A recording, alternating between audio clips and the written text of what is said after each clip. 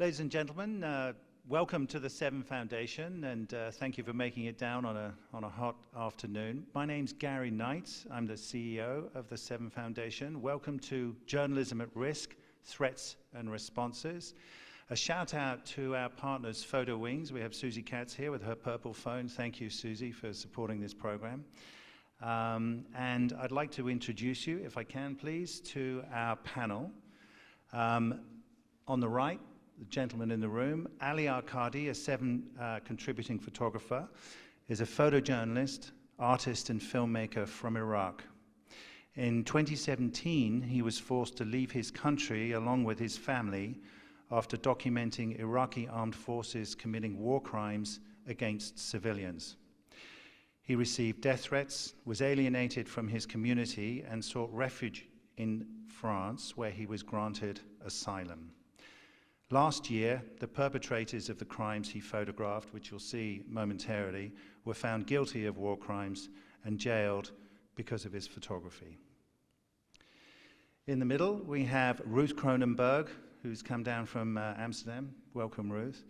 Ruth has worked with Free Press Unlimited since 2011 and has been its executive director since 2022. She's responsible for the international implementation, operation, advocacy, and emergency support. She also oversees international projects in Central America, West Africa, Middle East, North Africa, South Asia, and Eastern Europe. And she serves on the boards of the Global Forum for Media Development, the Transitional Institute, and Pro Bono Connect. On my immediate right, VII contributing photographer Ilvi Neo-Kikchen is an independent photojournalist from the Netherlands. She's a documentarian and a filmmaker. She works on assignments all over the world with a particular focus on Africa, on current affairs, and contemporary social issues.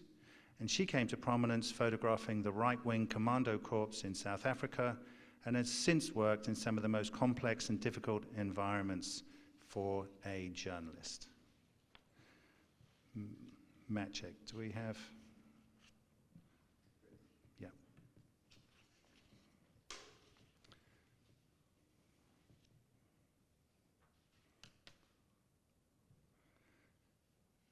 we're going to have a short introduction now from each panel member. Welcome also to everybody online. Great to have you in the space.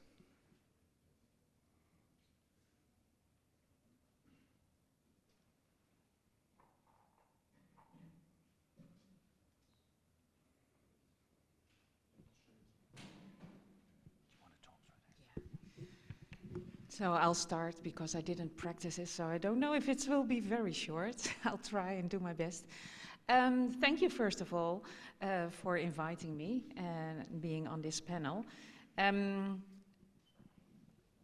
Yes, indeed, I'm the Executive Director of Free Press Unlimited, and we are an international press freedom organization. We're based in Amsterdam.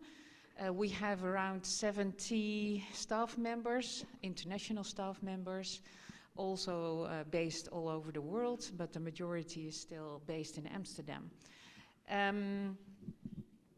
We have only one mission, and that is that everybody is entitled to reliable, trustworthy, timely information. So that's why our payoff is people deserve to know.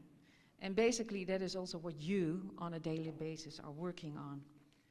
I'm already moving on to the third slide, but we'll catch up. So what is the status of press freedom worldwide? I think it's not a surprise if I mention to you that press freedom is in decline already for 16 years in a row. We see, of course, autocratizations on the rise, and as a result, press freedom is also under pressure. We at Free Press Unlimited often say that press freedom is the bird in the coal mine. In Dutch, we say the canary in the kolenmijn, but I don't know if how many people speak Dutch here? Okay. Because press freedom is oxygen for democracy. as it is. So the first thing that is attacked is the press freedom, and we can actually measure that by the attacks on journalists. So, and media, and the public interest media, as well as independent media. As soon as you see that there is an attack on a journalist in a country, followed by attacks on public interest media or independent media, then that's the first sign of a decline of democracy, a backsliding of democracy. So, as soon as that is happening, we should, of course, prevent that through better laws, media laws, advocate for press freedom in general. And although there are a lot of treaties where press freedom is actually grounded in treaties, the majority of the countries who even signed for it do not live up for it. We work on a daily basis to improve the press freedom wherever we can. We do that globally with almost 400 local partners. I'm already working. Oh yeah, I have to do that, sorry. It was being in control. Yeah, I remember.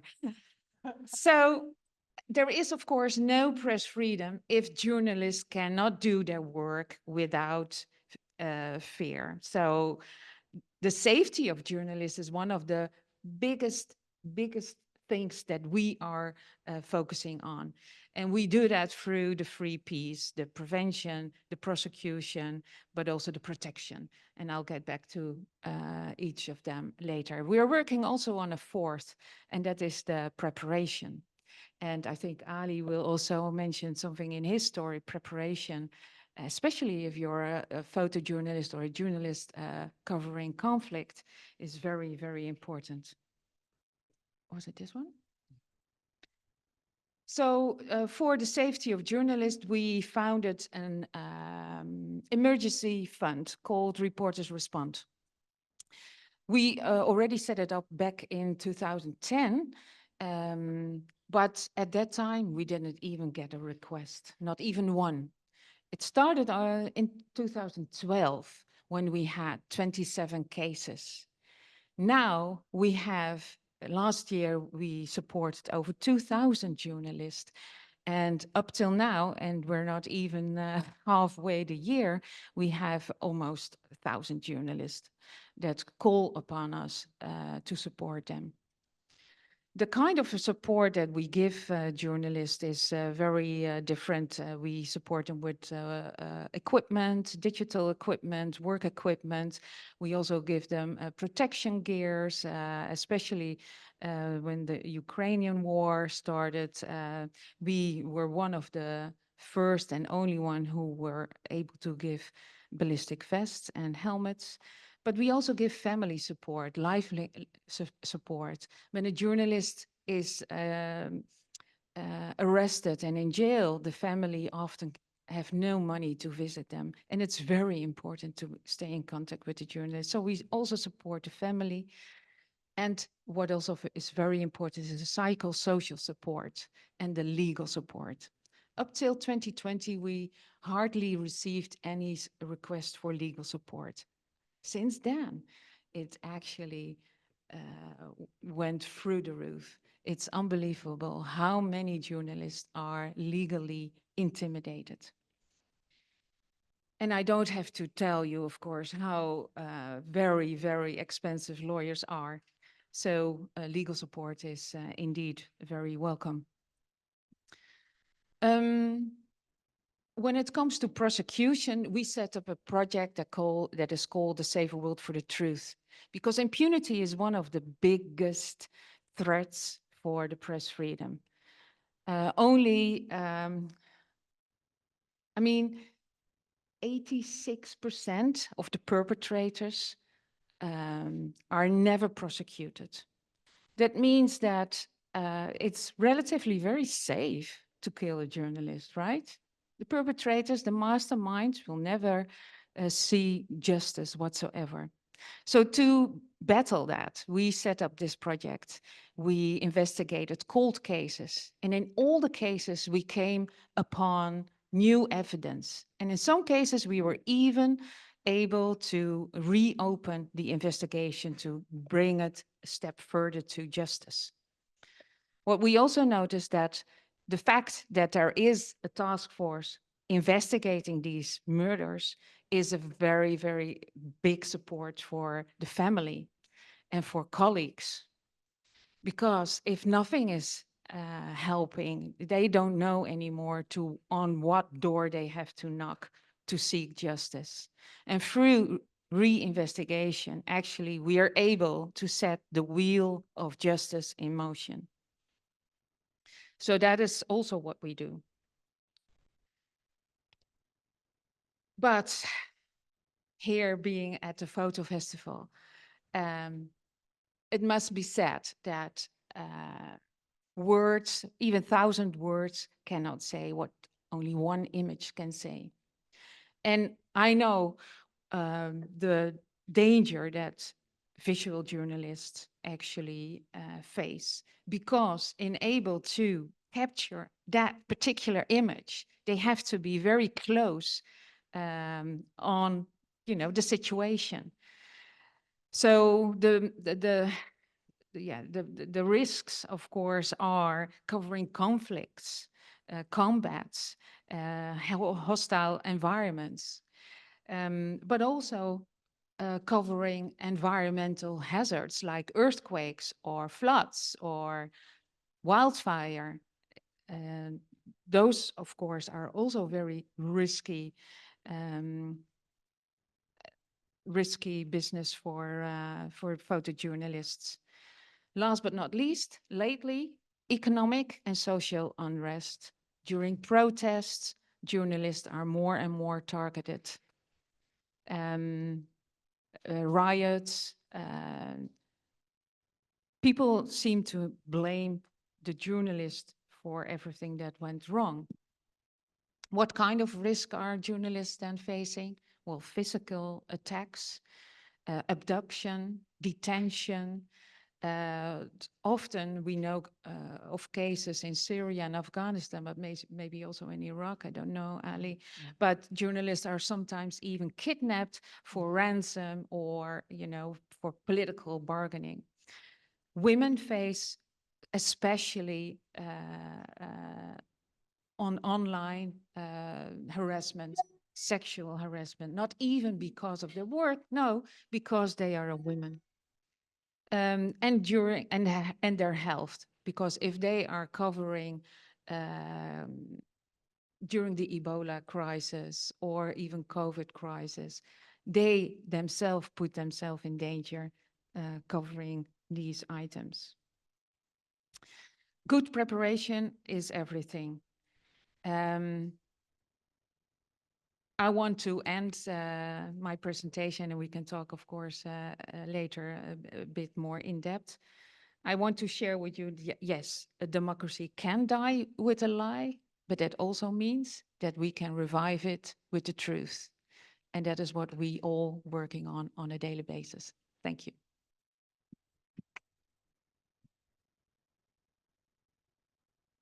Thank you, Ruth. Ali, if we can bring up Ali's presentation.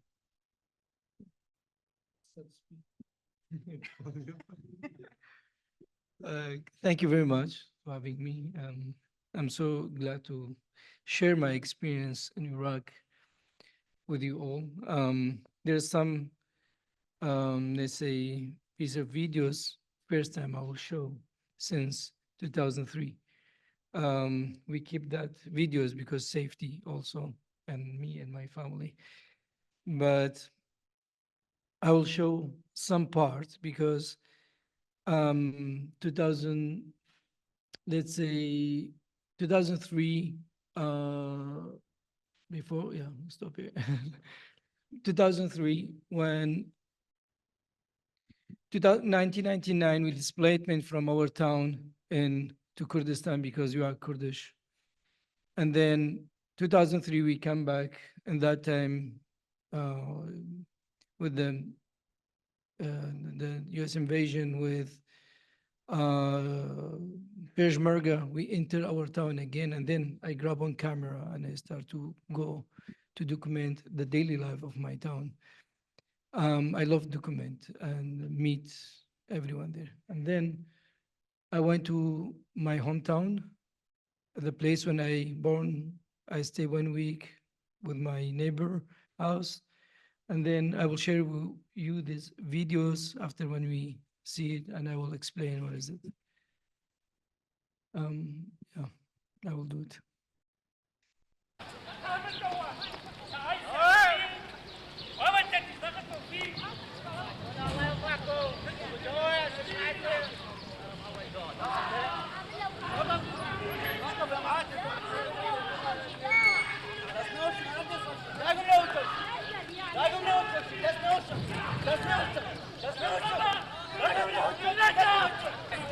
Damit Wurf!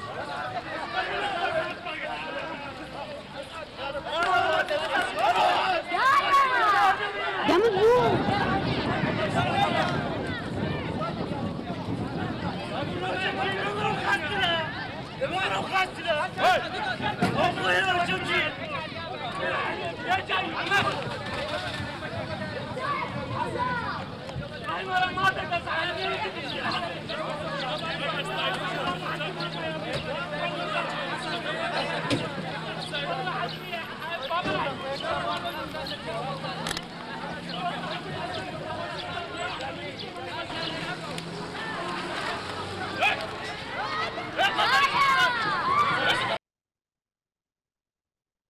Then this video was 2003. Continue. I heard my voice. Oh yeah, 1 minute. This one? I was okay. Okay. This is Kurdish army, Peshmerga. They start to arrest each young person from each Arabic house, and they give them 24 hours. They arrest them and they took them to the police center, and then they give them 24 hours until they prepare all them stuff, and they came front of the center police, and then they give back the them son, and they will go out of the town. This is the same what Saddam regime they did for Kurdish in that area, and we are also one of them. But I was there with my camera documenting daily life, and I heard this voice, and it was first time I scare and have some risky in my life.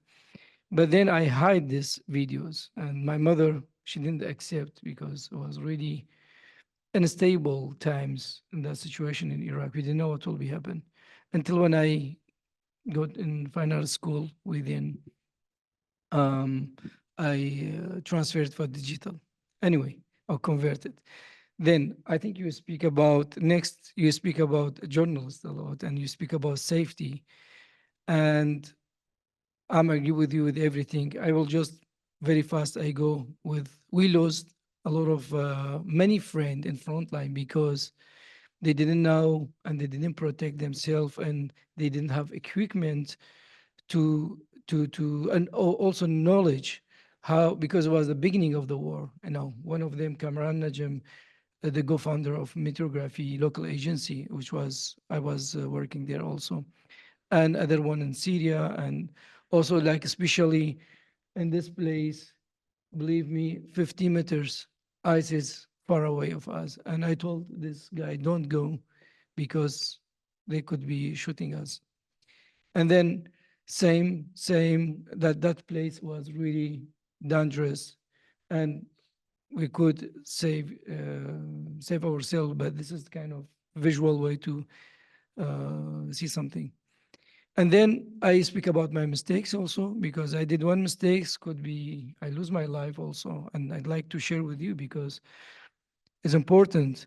And my decision was a bit late, and I supposed to be run and go far away, but I was like thinking maybe I can do one pictures. Yeah, I did one good pictures, but could be lose my life.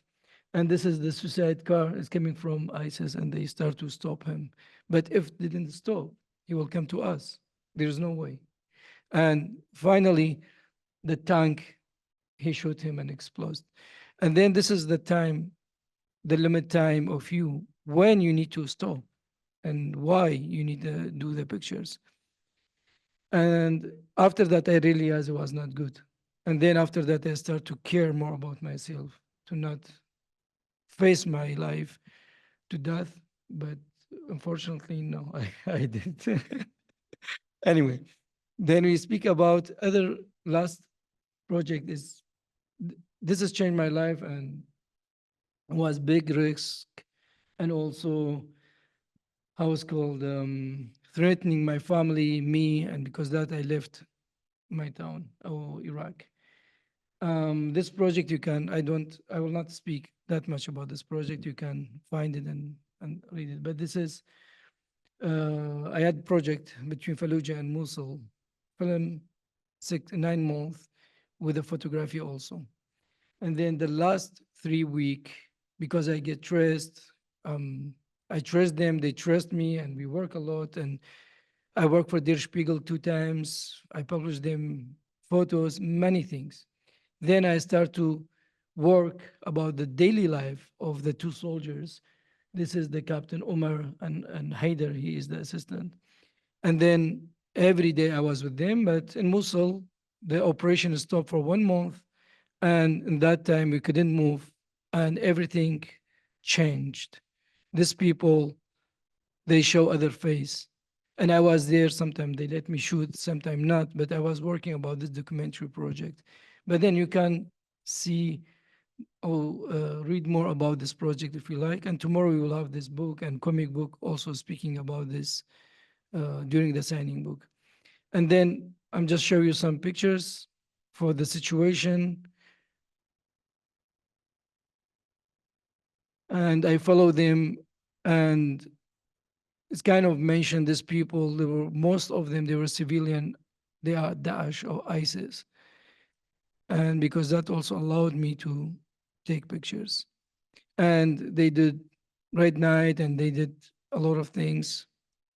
And this is the finally the one of the pictures which is during the photography. But last, this pictures, it's between Iraq and like 2 weeks ago. Yeah, this picture was in Mosul also, but I was with one group and there's another group involved. They didn't know me. I was shooting pictures and videos. Then the guys came, he just put the gun on my head and he tried to kill me. And then other people, they arrived, they stopped him. But this, as a local, for a journalist, it was really dangerous because this is what we had this conversation we speak about. It's really, it's different. If you are from the place, you are more, you can face the dust or the danger and threatening very easily because you are from this place. And it's that different if we compare with a foreigner. And then other picture was in Dunkirk, the jungle, the forest. I had assignment for Telegraph, and then we went for 2 days. I meet a lot of Kurdish people. I speak Kurdish, Arabic, even Farsi a bit. And I was there and I asked this guy, he was from Yemen. I told him, I can't take pictures for you. He said, no, but I'm saying I can take pictures without your face in the back when you put the things. He said, yes, as a portrait. And then suddenly one guy came close of me and he threatened me. He said, I will kill you if you not delete the image because you're shooting pictures of my family here. But obviously I don't do that because ethically we need to ask people and then we can do pictures, or we can do pictures without show the face and this kind of things happening. Then during that time, he showed the gun. He just zipped the gun. He said, this is my family and you are shooting pictures and I will put it in your heart. 3 times he say that. And then I tried to make it calm, but he couldn't. And then I format everything and people, they can stop him. But also this is the way was the time when I was speaking Kurdish. And I feel I'm in Iraq again, you know, I'm in the same place, but the different situation, different condition, different environment, but also I'm working with the same people, which is, I think the danger of me as a person, which is from that area or from that same place or the same country, the danger was there. The risk was always exist. And then, yeah, that's it. This is one of the things of the experience. Thank you very much. Hello, everyone. So my name is Ilvinio Kikcin, and I think I will first show a very short video of a place where I've worked a lot. It's an area called Menenberg. This is an area in Cape Town. It's the first one. It's on the last one. There.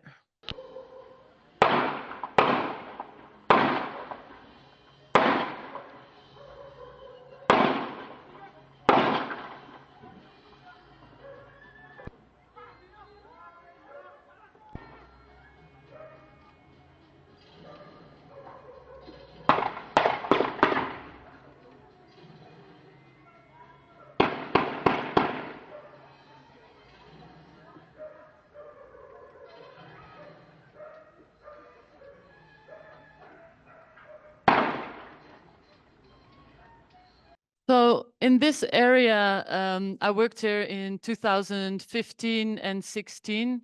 It's an area that has a lot of civil unrest. There's also 4 different gangs fighting each other.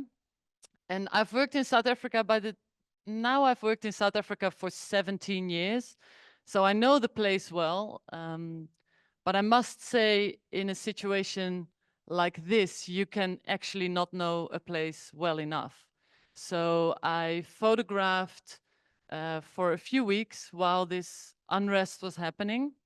There were several gangs fighting, and together with another female colleague, we were together with the police force to make a story about not just the gangs, but actually the main focus was on young people living in the area.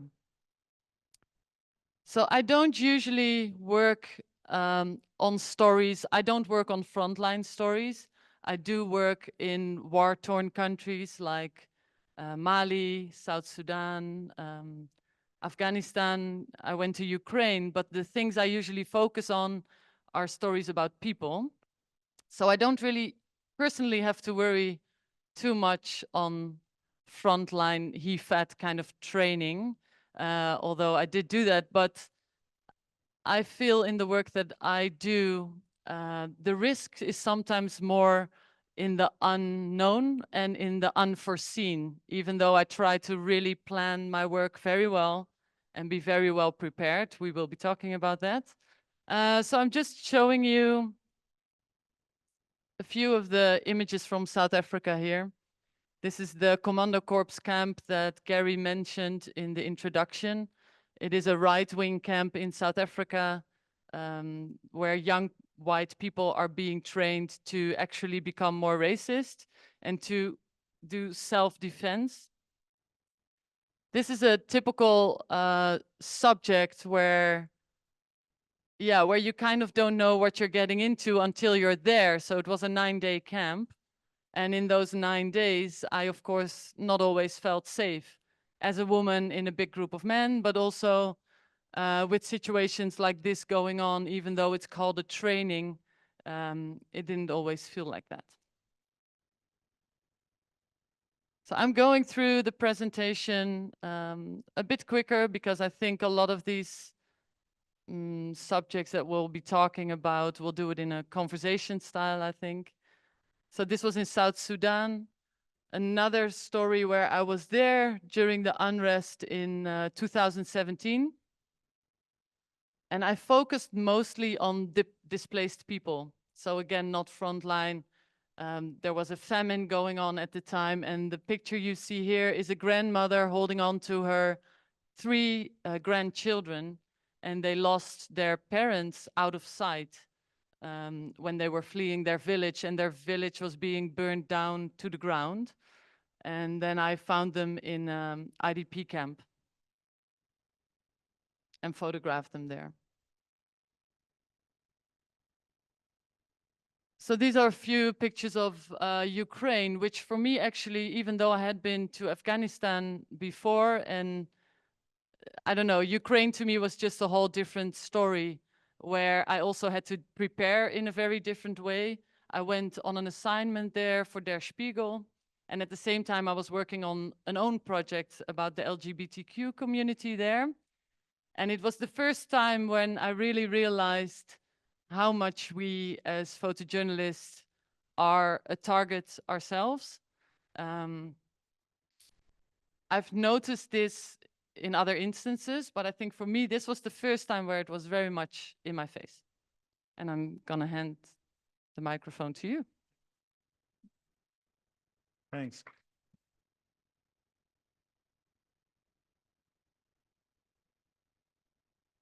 So, Ilvi, you mentioned there that unknown risks, right?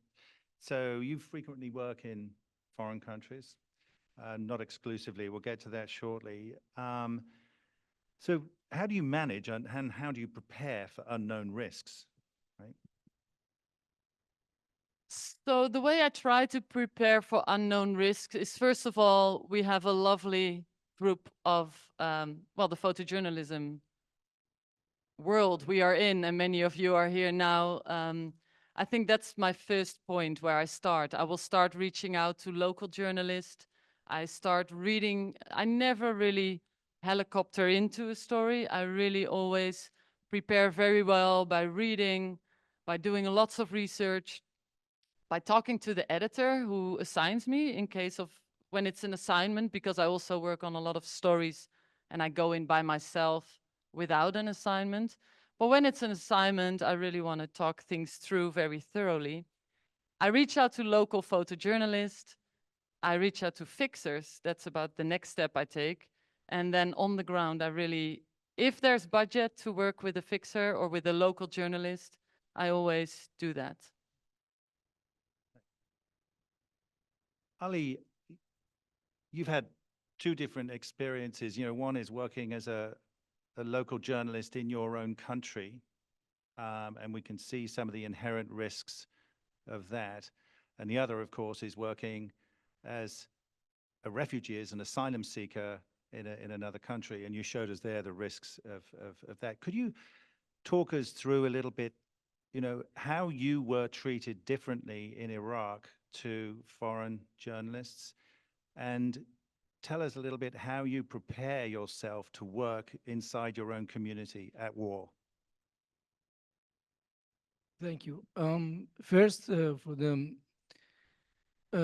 the situation between the two different countries, I think for me, I don't know, but how I mentioned, like as a feeling when I went there, you know, in the forest, in the jungle, it's really community, you know, for the, and they have everything, even they have guns and they have bazaar, they have a restaurant, they have most things they need. And then inside the jungle, you cannot go inside because all is house, it's hiding, thousand people they hide. And this is what I discovered when they went to the road. Obviously, when I went there, it's kind of I'm feeling in Iraq or in Kurdistan. And then when I work, I speak with everyone without any problem, you know. You know, there's something because you kind of in your place and it's very easy for you. You don't need translator. I was doing translating for the writer and also kind of a bit fixing also because I know the place very well. That was the third time I went there. The first 1 and 2, I went for my own project, continuing working in it. And then, which is they know I know the place and they hired me to do this project.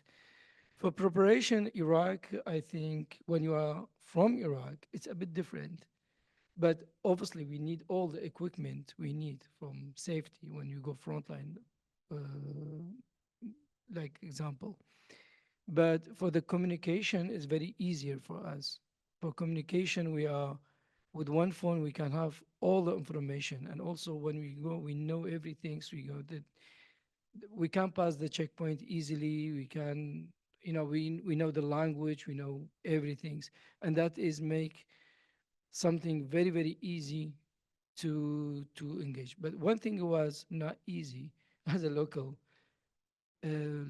journalist, if you are not related by any TVs or medias which are related by this all politic system or militia or something, it's impossible. You need to do your own project.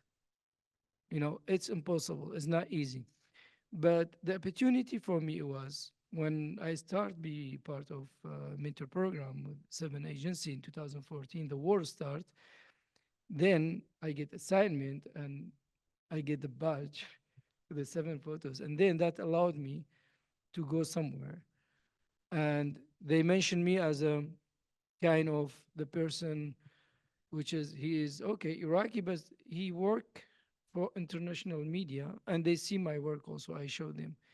But mostly, also I couldn't go very, very specific place if I didn't get assignment. Some writer, they came from any country, foreigner writer. I was the photographer like for 10 days or 15 days, I don't know, for doing photo essay. Then I made my communication there. They start to know me. And then next week, I'd love to continue this project. I went back. I stay a month. I stay 2 weeks. And this is what's happening with Fallujah and Mosul. I stay a month until when the operation finish. And then after that, we have this communication, we publish some photos, and they asked me to come to continue. It was assignment for Der Spiegel, but when they saw me, said, okay, continue the film with us until when we liberate the Mosul. Like this one on.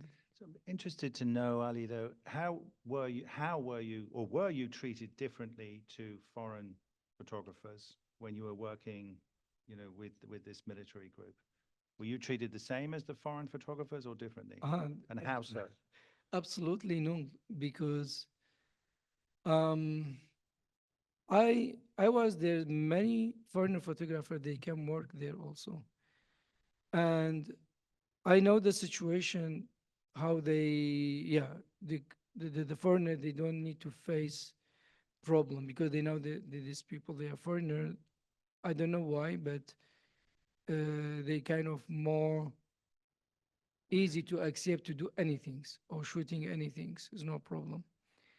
But also they will have limit to take these people in same place. But because I was in the place and I know the people, I work about film project, I was inside, no one they can enter that place, and also they don't allow it.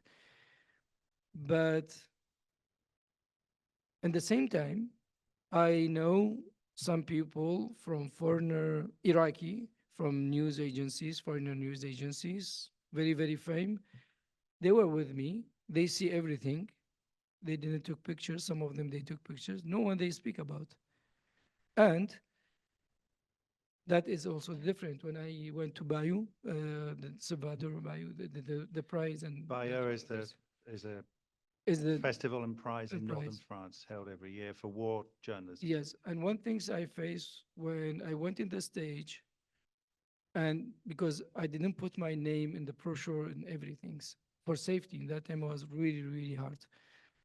And I went, there's a prize, come down, and some chef editor, it's like that, the chef editor, and he was angry, why this picture is there? It's not ethically to put like very graphic image in the screen. And say, my friend, he was from France, he translated to me and he told me, obviously he didn't translate to me. He said, he said, we have a lot of footage and material, like more stronger than Ali. Our photographer, he did, but ethically, we not publish it. And I confuse, where's the ethic now? And this another thing is also foreigner media, how you keep, I know maybe it's keeping these people safe, but also they also hiding the truth. And this is the big problem I faced when I arrived Europe. It's not one, it's not two, it's not three. And I think they have crazy archive, but they under to not be responsible and to keep maybe work, to not show this image. And this is what's happening also for me. Yeah. So it's a great paradox. Being a Paradox. local journalist, you have much better access, Yeah. but you're much more vulnerable. And of course, in this case, the foreign journalists were much less willing to show what was actually going on than the most vulnerable photographer in the area. Ruth, if I can turn to you, we tend to think of risks in journalism. We associate that a lot with conflict and war journalism, but in fact, up until 2022, between 2016 and 2022, journalists in non-conflict countries were less safe than journalists in conflict countries. Can you, address that a little bit and share with us what kinds of threats journalists in non-conflict countries are facing? Yes. I already mentioned legal threats. Mhm. So what has become paramount, especially in Europe, because it was a phenomenon that was firstly only known in the US, is the so-called SLAPs. I don't know if you've heard of that term. It's the abbreviation of strategic lawsuits against public participation. Basically, powerful people, rich people, corporates use the legal system to silence journalists. So it's not about winning a case, it's just about putting pressure on a journalist, intimidate the journalist, not to continue his or her investigation, especially when it comes to investigations, environmental investigations, etc. And this is, you've all heard of the Daphne Caruana Galizia case, and this is a typical example of a slap where one journalist faced over 60 lawsuits against her. I mean, the pressure that it puts on journalists is immense. You have to defend yourself. You have to, in some cases, you even have to put a second mortgage on your house or sell everything you have just to be able to defend yourself. So it's a very good tactic, I would say. We saw during the Arab Spring, and that is maybe not a real conflict or war situation, but there were riots, protests. That was the first time that we heard that especially visual journalists were attacked by the fact that the hostile regime and the militia used rubber bullets. So it was not meant to kill, but it was meant to injure the journalist in such a way that she could not perform her work anymore, especially targeting the eyes. And that was the first time that we heard about it. And now, since then, it has become more or less a modus operandi for hostile regimes. So it's not about, killing the journalists in that sense, but attack the journalist in such a way that she actually cannot perform the work anymore. And they're very creative in that, sadly. So that is also why we think that digital security is absolutely key. You have to be very, very careful with everything that you do. I mean, photojournalists are also investigators, right? You investigate, you actually have physical evidence of wrongdoings. You have to be very careful how to storage that. If you are arrested and everything is on your laptop or whatever device, then everything is lost. So you need to make sure that that is safe, and also make sure that your sources are safe. So digital security is one, especially nowadays, has become very, very important. So we offer free trainings for everyone on a Totem platform, the Totem project. You can look it up for free and follow it. and I'm sure that you will find some kind of ways that you haven't thought of. Yeah, so I think preparation, and not only having a risk assessment up front, also check with your, so if you're from your nationality, check with your embassy or let them know that you are going to a country. It's very important. If you're yeah, let's hope it's not the situation, but if something happens to you, that at least immediate action can take place. That is very important. In any cases, any kind of violence, within 14 days, there has to be an investigation if you want to find the perpetrators. So, but when we're talking about journalism risk and ameliorating risk, right, we talk a lot about the responsibility of the journalists to protect themselves, right? And the people they work for protecting them. But in the context of a time where political forces are deliberately undermining the press has much less trust, you know, a weaker relationship with its audience, with the public.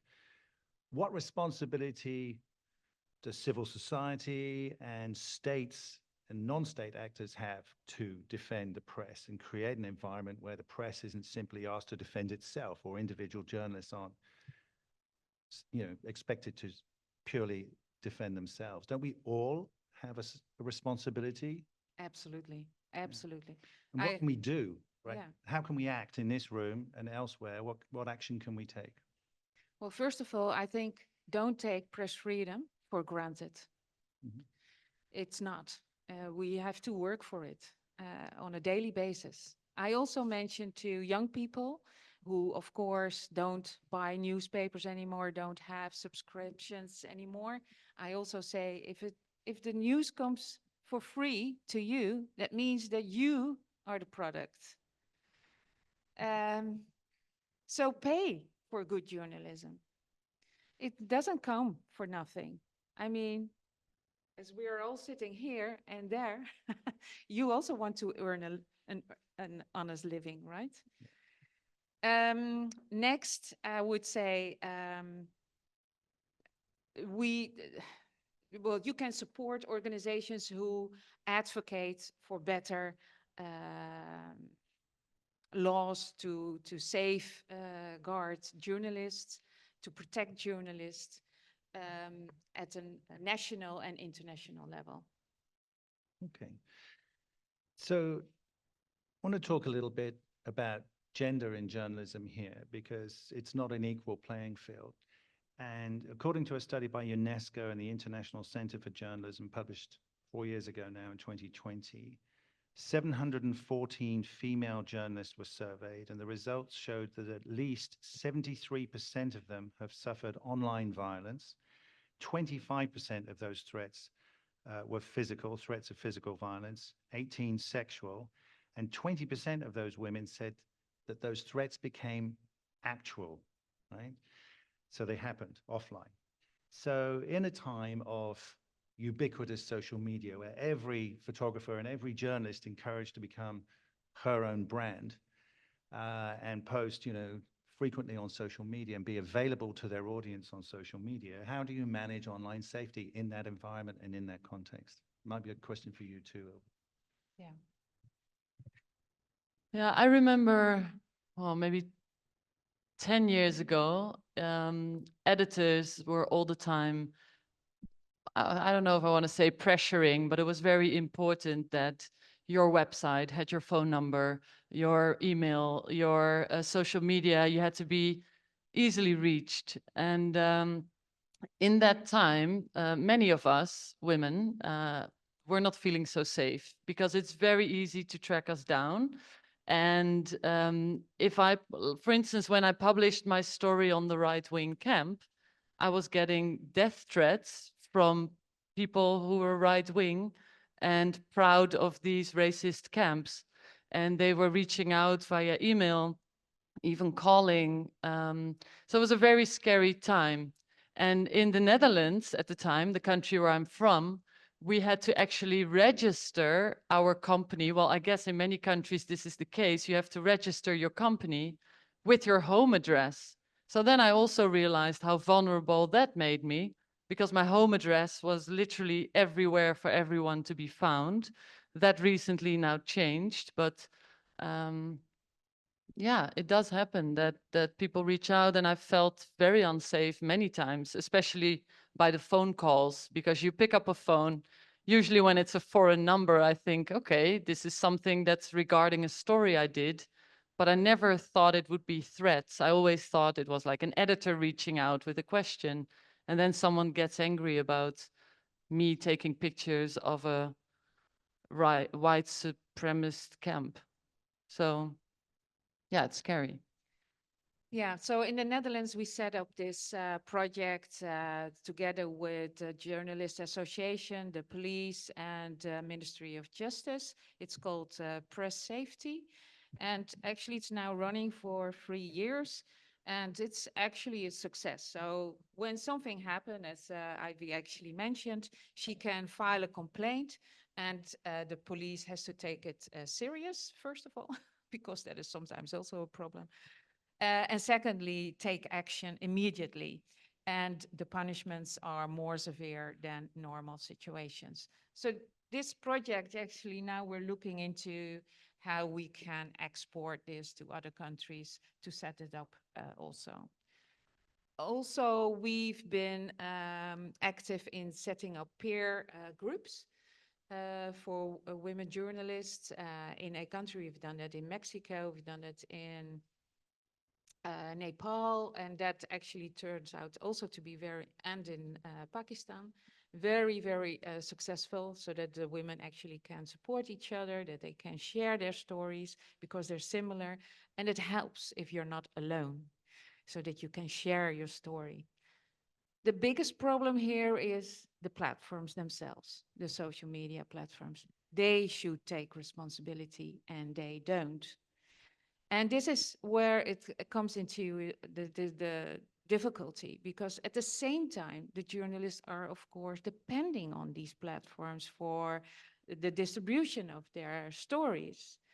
But the same platforms actually use algorithms that are not fighting against these kind of harassments, but actually multiplying it. And despite the fact that we've been trying to advocate for this, they don't, well, I cannot curse, of course, but they don't care. They simply don't care. It's all about money. It's click-based.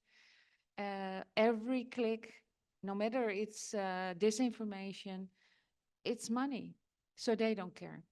So we're very happy that the DSA Act in Europe is actually now accepted, and that there will be a kind of a monitoring to these platforms. That's a step, the first step. Well, we have to come up with better regulations for the platforms. Can I add something to that? So I think, especially with Instagram, it's a scary medium in many ways, and I don't like it at all. But as a photojournalist, you have to be on it in some way. What I realized very early on is that when you post pictures of your stories that you do in wherever, you're not getting that much traction, because the stories that are being moved forward are these lovely stories of whatever, you walking in the street, taking a video of yourself. Hi, I'm in Arles right now, or hi, I'm having dinner here. So those are more popular. So you get more traction and more likes and more followers. So Instagram kind of pushes you to share about your personal life. Of course, it's not, you can choose not to, right? And for many years, I also chose not to. And then I started sharing a bit more. And at that same time, I took the course that Free Press Unlimited and the Dutch, what's it called, Journalism Organization Association is organizing. It's like a media, I don't know what it's called in English, to be honest, but like media safety. Anyways, I walk in, the guy giving the course says hello to all the photojournalists and journalists in the room, and he says, "Hey, Ilvi, how's Thomas doing?" My partner. I'm like, how does he know my boyfriend's name? And then he goes to the next one. Oh, congratulations. I saw or your wife had a birthday. And the guy asked him, the photojournalist asked him, how do you know my wife? Yeah, Inge, I know her. Yeah, we go way back. So he basically researched all of us. And it made me realize, well, people know where my father lives. Like, if someone wants to do harm to my family, it's extremely easy. So that was a good lesson from you guys. Yeah, it's actually basically how Bellingcat do the research. Yeah. It's all in the open. It's all on the net available. So be careful and yeah, check your digital hygiene, I would say. So Ali, we work with a lot of photographers who are in similar situations to you. I'm thinking here particularly of Myanmar right at this moment. So these are photographers who have to flee their own country, want to maintain their career and visibility, but have to hide behind pseudonyms. How did you, when you left Iraq, I know you needed to hide for a significant period of time until these war criminals were jailed or arrested. How did you maintain your career? What strategies are there for people like you who have the same experience as you to maintain their career whilst they're in hiding? That's really good question. You know, first what I did, you know, I didn't go to camp. You know, we were first 2, 3 months with 7 family, let's say, in France. And then I start to go to hotel to hotel. You know, I didn't show my best when, especially the stories published. Um, I was like 3 days in each hotel until like 2 months. And obviously with the social media, we did the mistakes. I gave my father's Facebook to these people. They know my father's, and because that he get threatening through Facebook and call also Facebook. Anyway, what I did, because I'm IT, I can I'm really good with computer. I had a company in my town, and First Coffee Internet Shop in 2003, 4, 5. And I know something about computers and researching. What I did, I start to research a lot every day alone because I was lonely. I don't talk with anyone, even my family, even anyone, even friend. Why? Because I'm saying maybe they will have risk because me, you know. I study everything. Like I bring VPN, I go study, I fix all my emails, change the password, you know. You cannot imagine. There's email I used before, I just remove it and I did one email name. It was a very, very strange name, and he told me change it. I remember that. Anyway, it's try to hide in a way because in the digital I kind of study. I see a lot of documentary about the security, and I was gonna protect my computer very, very well, and even not just my computer, my wife, telephones and everything. That's in the digital way. And obviously, I intend when there's a French one company also, they work with the journalists. I forgot the name. I forgot. Yeah, exactly. I had the digital online courses with them to know how I can protect my datas, you know, and how I communicate with the people. Thanks, Ali. Yeah, okay. Ruth, question for you. 2 weeks ago, I met with one of our alumni, actually, at an awards ceremony where he'd won a prize.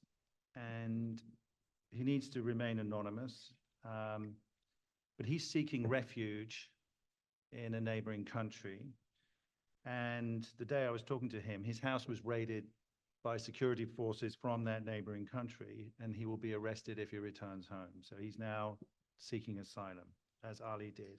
Where can journalists in that situation, and there are a number of them, and some of them may be watching this live stream, where can they go for support? What resources are available for them? Yeah. So they can go to Reporters Respond.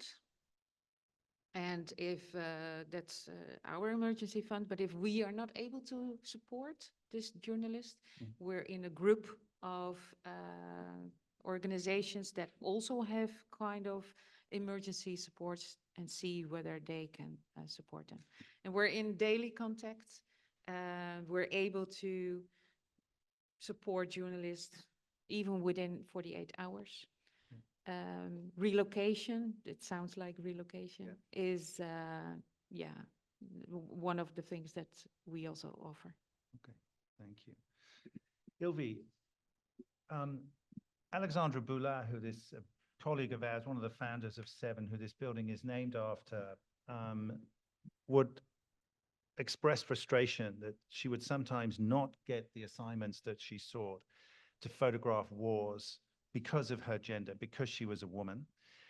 And she was able to use that perceived weakness, perceived by the photo editors, to persuade them to let her photograph the condition of women in countries at war who are inaccessible to her male counterparts like me.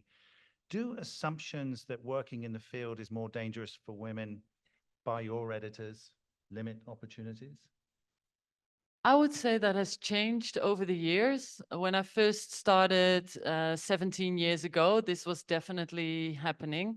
I remember only 2 years into my career, I went to Afghanistan on an assignment, and the editor, there were 2 editors, and the one assigned me, and the other one felt that a woman couldn't go to Afghanistan as a photographer. Once there, though, because I pushed through, I was like, I really want to go.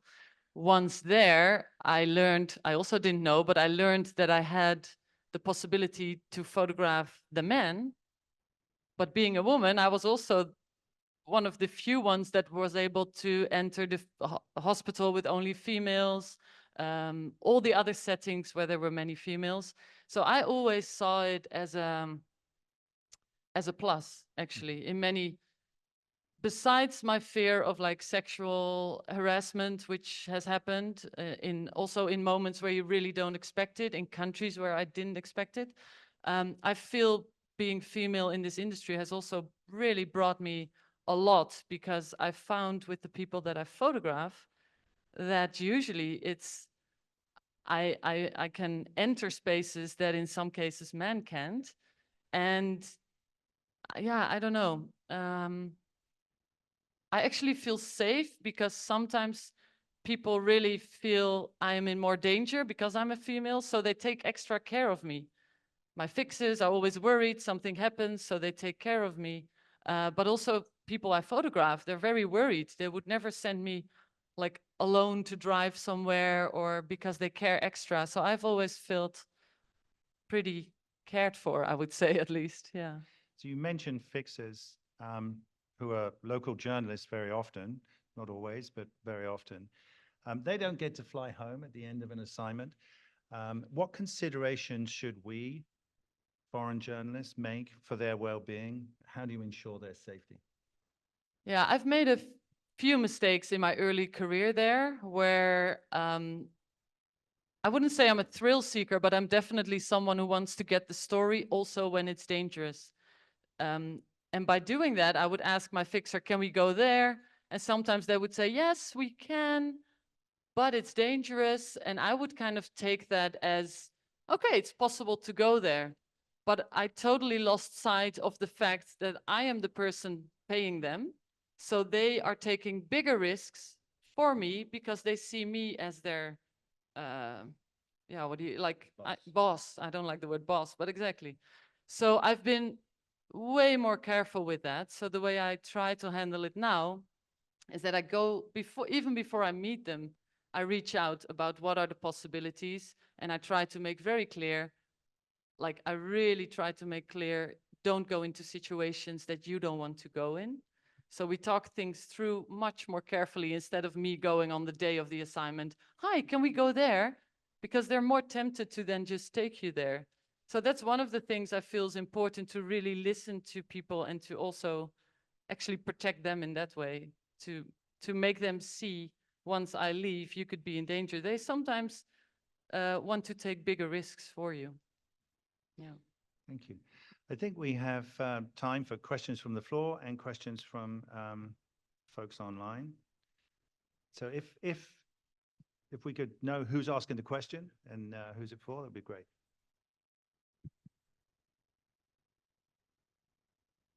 So this is a question from Raphael online. First one is to Ali and Ilvi, and then the second one is to Ruth. So to Ali and Ilvi, have you been to Gaza / Israel since the recent wars started?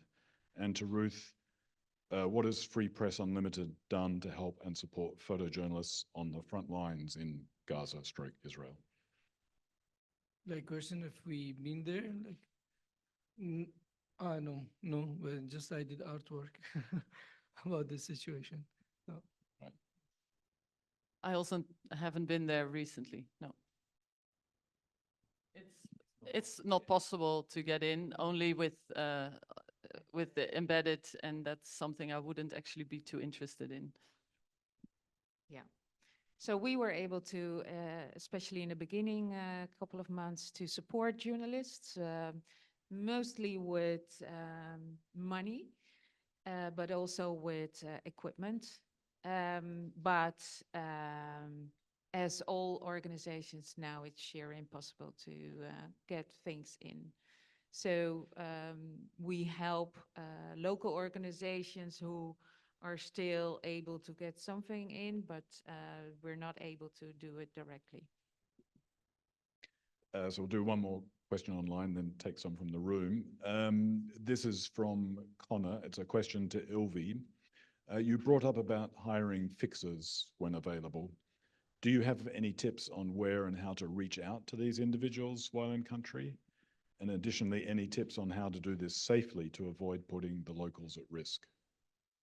I think the safety question has kind of been answered.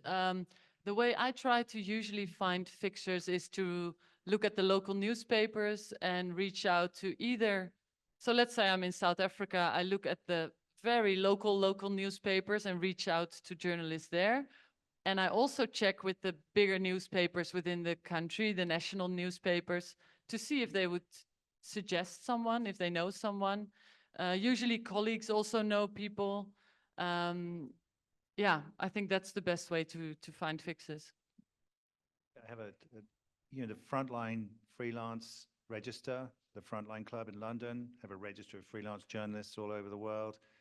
Often AP, Reuters, and Agence France Presse will know of local journalists who are willing to work, and there might be universities who you can contact as well.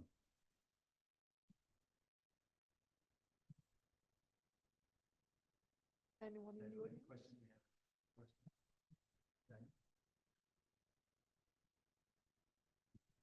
My question is for Ruth, but if you guys have any inputs, I would love to hear your thoughts. Historically, journalists and photojournalists' work has been used to take criminals and for war criminals to the courts. But recently, I can see more and more often organizations are training journalists, especially in Ukraine, and I've seen it in Afghanistan as well, where they train the journalists to go and collect data, bring back. It's a double-edged sword, meaning it blocks access for journalists, other journalists going back in the future. It's amazing, it's great. What are your thoughts on it? I mean, documenting war crimes is absolutely very, very important. Otherwise, there is no way to seek justice after the war. So, yeah, basically, we support trainings on documenting war crimes. Is that an answer enough? Maybe adding? Yeah, it's with my experience with documenting war crime, especially especially Der Spiegel, which is the first one blogger, he just put before the exclusive showing in ABC and other places, they put online the blogger, and then because that was really things happening, and what was the question exactly? Like, yeah, when I document, and then when I go out, Iraqi governor, they don't let any journalist from Der Spiegel to enter for 2 years, and I get message from some journalists. They blaming me, and already I worked with him also before, like in 2015, they say. And also, this is happening when I speak about this chef editor from photography in one news agency. Also, he said, we will not publish because there's the consequences to keeping back and going. And there's this ethically question is between, for me, I cannot answer if it's right or not, but obviously I am with, if you see something, you need to say the truth. If not, that's it. And obviously, I think I answer one things. And when I go out, I decide to be my face in the TV. Why? Because this is a case. This is a true. If you not be there, people, they will not believe. If you not be there, that things when you transfer will be not make some changeable in the future. No, some organizations, some place, I went to UN, a lot of place, they start to use this data to work in it. And this is what happened, Gary. He explained with the officers in the jail now. Thank you. And your photos actually brought justice, right? Absolutely, yeah, Mrs. Yeah. So that's the best proof, I would say. You know, it's one of, I don't think that a journalist's obligation is to not report something so that other journalists can follow. I think if you see crimes being committed, you have evidence, you document it, you use it. Is that what you?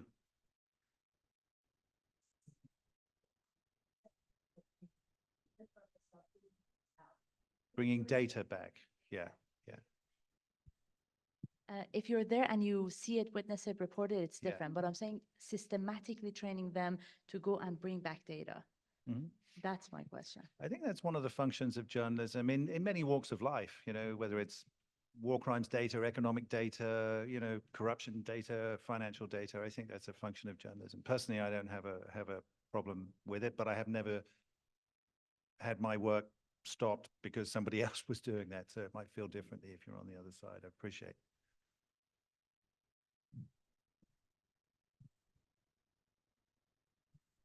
I have a question concerning, it's a very frustrating topic. So as far as I follow the conference, it's really frustrating. Being a photojournalist or a journalist, you get killed, you get threatened. There are no more budgets. People are, how can they live? The editors, very strict. So how can you motivate young people to become a photojournalist or a journalist?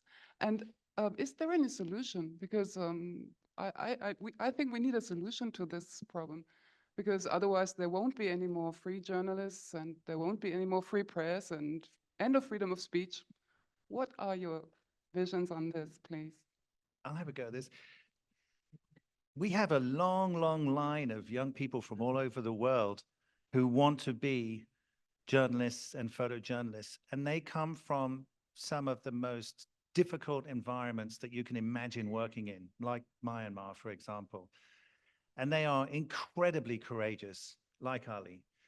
And, you know, Ali wasn't only threatened, credible threats by special forces in Iraq against his life, he was alienated from his own community. And yet he went out there and told the truth, because the truth needs to be told.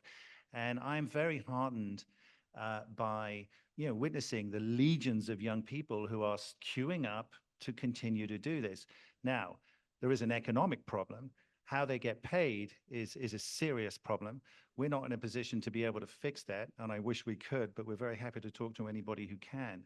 And I don't underestimate how difficult that is. We see that and live that every day.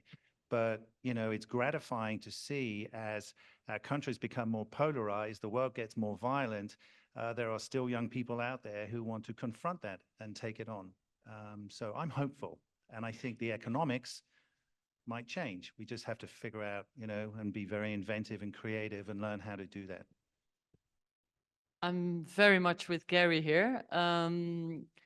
Being able to teach here at the Academy has shown me that there are so many young, talented people who want to go out there. What I will say about budgets is that it does worry me that the shrinking budgets also make this job more dangerous. If I look at my own way of working, I go in many times without an assignment. So the first thing that goes, if I don't have enough money to go, if I haven't sold the story yet, is a cheaper hotel room in a cheaper area. So it's more dangerous usually. Then the next thing is the fixer. Sorry, can't afford it. I will find my own way. more dangerous. So that is something that does worry me, which I just have to find new ways of then going into the story. I have to find funds or, but I've had it many times where I thought, okay, I'll drop this one thing. That makes it cheaper. That makes it cheaper. Arriving at horrible hours because the cheapest flight arrives in a horrible time, more dangerous. So that is one of my personal worries, that I'm just waiting for the lottery to, like, there has to be more money literally as a photojournalist to make it safer. So I'm joking about the lottery, but what I think that needs to happen is that other organizations might have to step up, not the media. Apparently there's no money there, or at least it's not coming our way. Other organizations who might be able to find at least money for more safety. Thank you. I'm agree with you with everything, and also I like to add something about budget and economic. With my experience when I was in Iraq, if I need to do project, not cost that much budget, personal. Also, when I start working and I get assignment, they better in hiring me because I'm good. I can do photographer. I start um, develop my career, and then it was cheaper, and they don't need to pay the plane and maybe just the hotel or the transfer inside Iraq.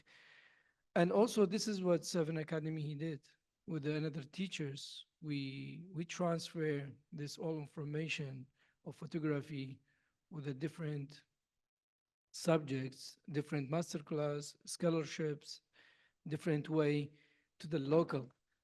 For my experience until now, I'm teaching with a different language, with my mother tongue, Kurdish and Arabic, and even English, this time one by one in Africa.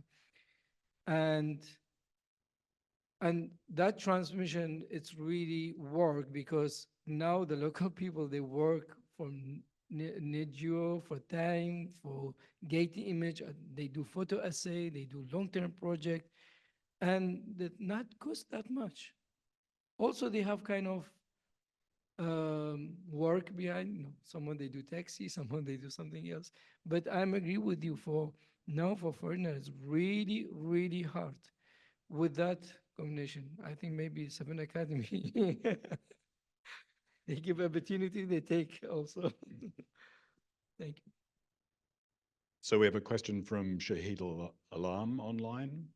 He says in June 2023, he curated a show at the UN on freedom of expression. He made a scroll of the 1,602 media professionals killed in the last 30 years. It was a 52-foot scroll. The number of journalists killed in Gaza throws that scroll out the window. He wants to know, how come Palestine has not come up in any of the discussions so far? How come Palestine hasn't come up in the discussion so far? Well, yeah, we have actually a panel with Palestinian photographers here on Saturday. So and tomorrow, on tomorrow's panel, Monumental, we'll be discussing Palestine. And today has really been a conversation about risk generally. So we don't wish to undermine what's going on in Gaza, far from it. But we are addressing Palestine, Gaza specifically this week. The panel hosted by Tanvi Mishra with Palestinian photographers on Saturday at 5 o'clock. If Shahidul has a follow-up, he's nice to see you, Shahidul, anyway.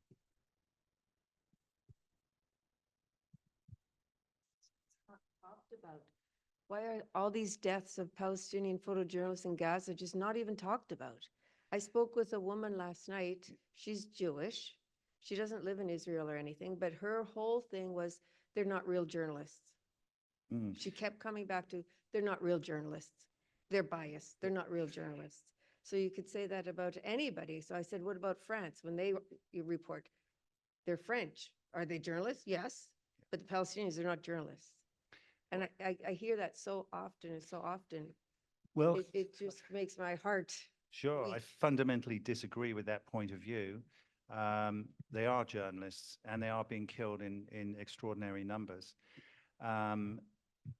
there are actually a lot of discussions inside this industry, very, very vocal discussions. There are, there's been an awful lot of activity from within inside the industry that we've participated in, advocating for this, highlighting this.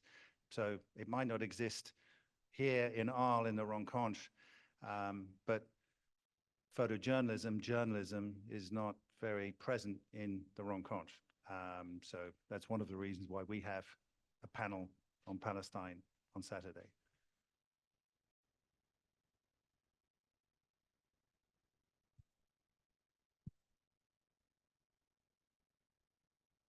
Hi, I just want to ask a question.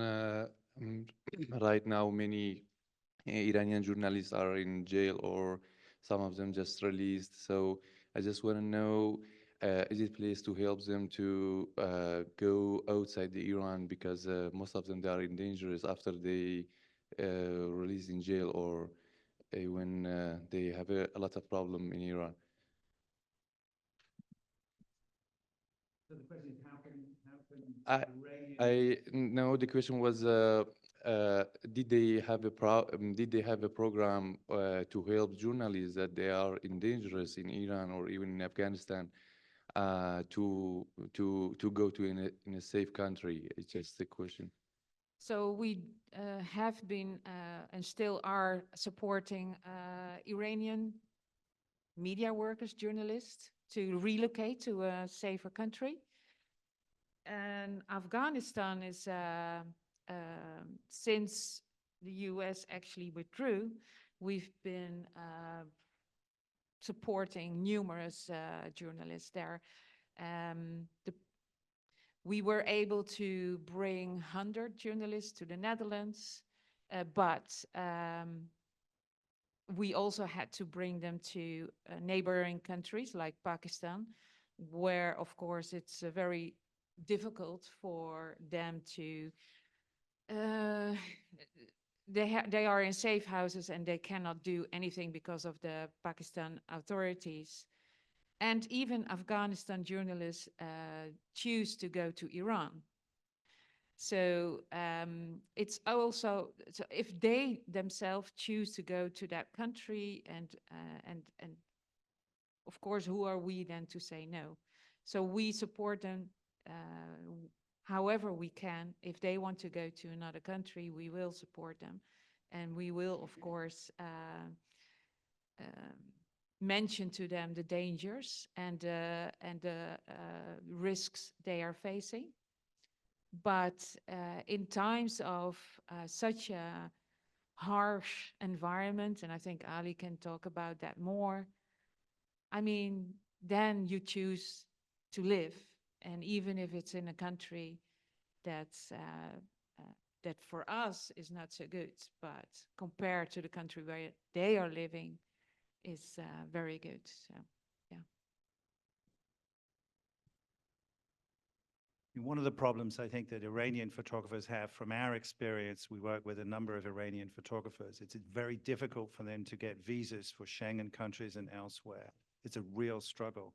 So even though there's a need, it's unless they get a visa, then they're crossing borders illegally, which puts them in more jeopardy very often. So it's extraordinarily difficult to extract people often, even if they haven't been in jail. That's a fundamental issue that needs to be solved at a state level in Europe and elsewhere. Yeah, two questions. First, I would like to get back to what you said. And you, Gary, absolutely share with you the confidence that there are cohorts and cohorts of amazing people out there. But we are also on a learning curve, and picking up on Myanmar, we also have to learn at the same time. So in the case of Myanmar, we were not prepared, or we did probably not give enough attention to the possibility that once the coup would happen, that they would not only apply the practice which we try to teach them, but they would also defend their own liberty. So they were in a conflict of interest. They mounted the barricades. They were on the wrong side because they got confused. I'm the journalist, or I'm the young generation of Burmese who don't want to accept what our parents did. So this is just to say that, you know, we also have to be very self-critical and be very pay a lot of attention, because to get these people out again is very difficult. It's more difficult than to funnel somehow money to them for publications which we can achieve here in the world's media, because they tell their own stories and they are immediately concerned.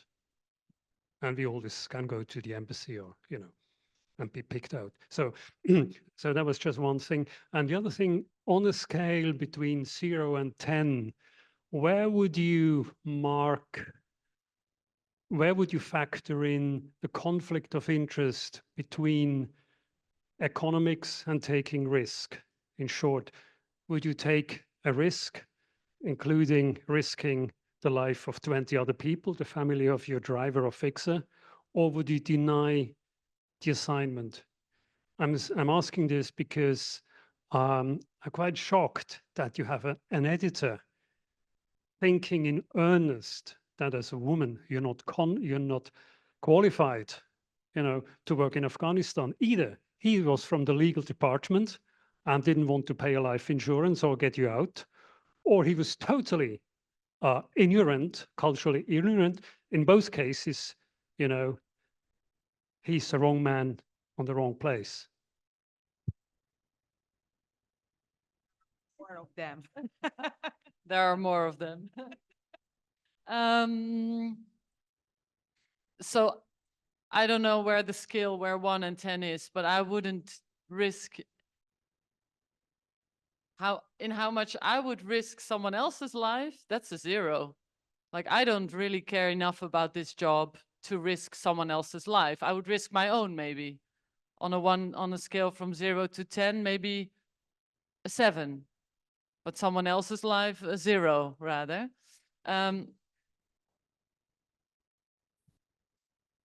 Exactly. Yeah, that's what I'm saying. I don't care enough about this job to risk anyone's life.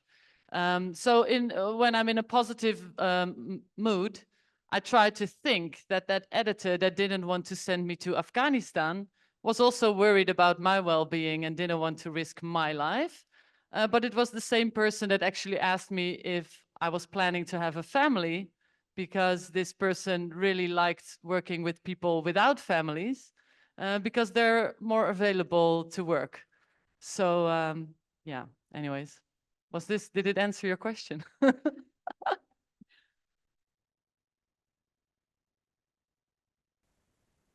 Any more questions from the floor? No. Okay. If I may, I'd like to remind you that tomorrow morning, 9 o'clock, between 9 and 1, you have, I think, 8 of the 7 contributing photographers here for book signing. So the doors are open between 9 and 1.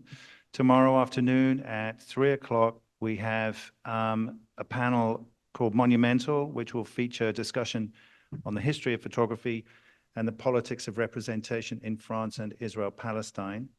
And at 5 o'clock on Saturday, we have Tanvi Mishra in collaboration with Double Dummy in conversation here with Palestinian photographers. So we have a panel of Palestinian photographers here. You can engage in a direct conversation with them, 5 p.m. on Saturday. David, I think that's it. Thank you very much for coming.